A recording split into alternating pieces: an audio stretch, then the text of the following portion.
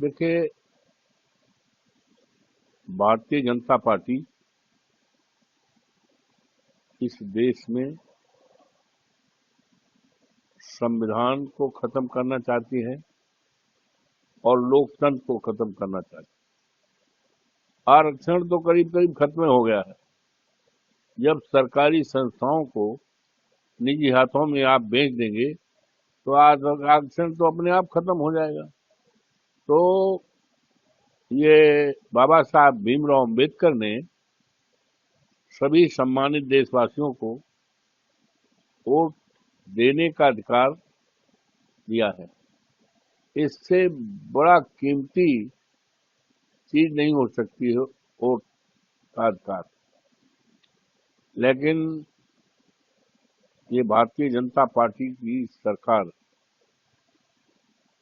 इसको खत्म करना चाहती है। अगर आप माने तो वोट की डकैती की शुरुआत मर्यादा पुरुषोत्तम राम की धरती अयोध्या स्थित मिल्कीपुर उपचुनाव में हुई थी, जिसमें हमारे नेता माननीय अखिलेश यादव जी ने अजीत प्रसाद को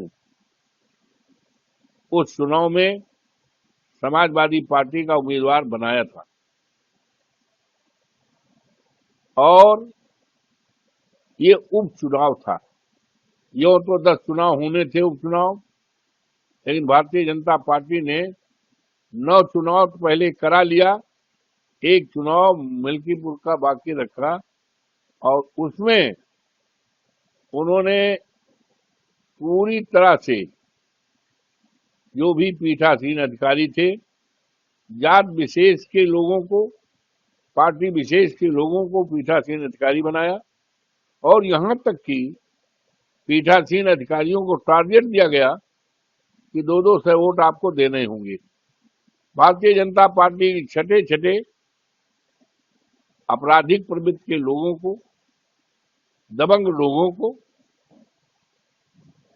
5000 की संख्या में लोगों को तैयार किया और विभिन्न वोटों पर दबंगई से वोट डालने के लिए उनको पूरी तरह से छूट, उनको पर्चियां बांटी गई।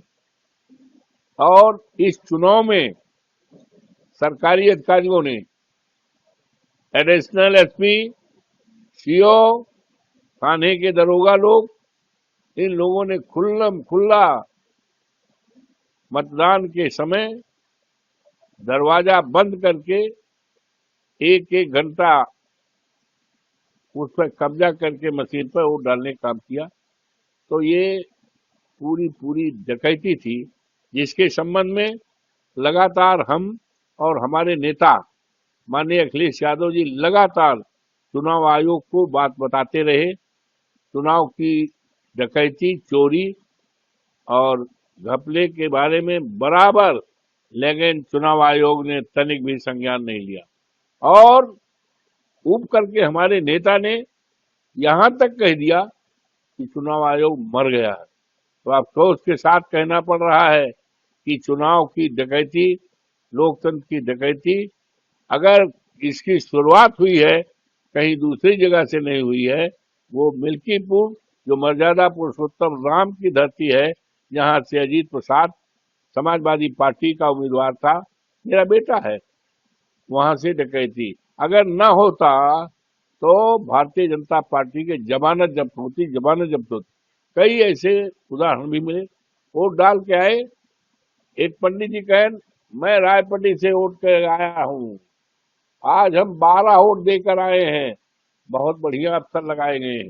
इसी तरह से कुछ लोग पकड़े गए, दूसरे क्षेत्र के हैं, दूसरे जिले के हैं और 250-300 नाजायज, और उनको पोलिंग जो बाहरी पुलिस और देसी के लोग आए थे पकड़ा, उनको मारा भी और उन्होंने कबूल किया कि हम आए थे। तो ये क्या है? ये चुनाव की डकैती है, लोकतंत्र की डकैती है। इसकी शुरुआत अयोध्या जनपद के मिल्कीपुर से हुई है। वही ये तांडव, यही डकैती बिहार के चुनाव में करना चाहते हैं, जिसके लिए समूचा विपक्ष एक राय होकर के लगातार 21 जुलाई से लोकसभा में सदन आहूत था। ये तमाम मुद्दे को लेकर, तमाम सिंदूर ऑपरेशन का मुद्दा था।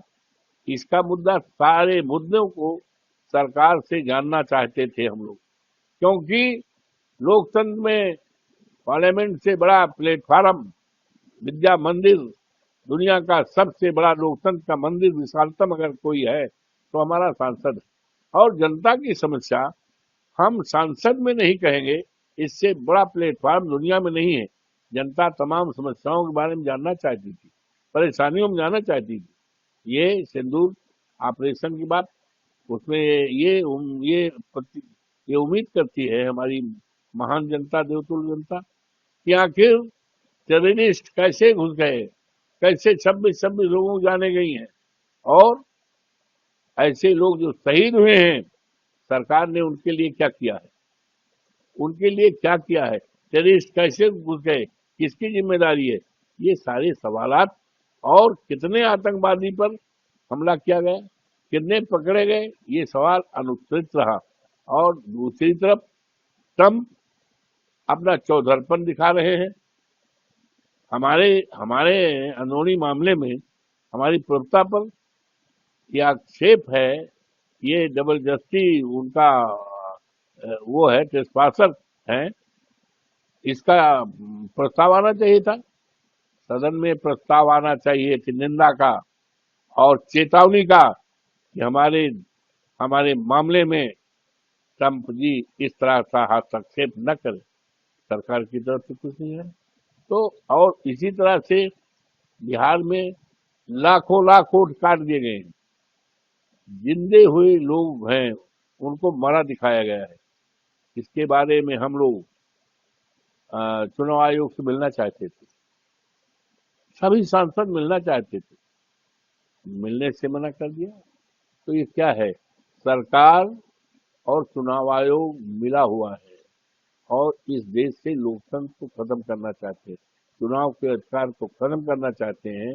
लेकिन विपक्ष के रहते, हम लोगों के रहते, दुनिया और माननीय अखिलेश जी है और हमारा इंडिया गठबंधन सारे नेता के रहते, किसी भी कीमत पर ये लोकतंत्र को खत्म नहीं होने पाएगा।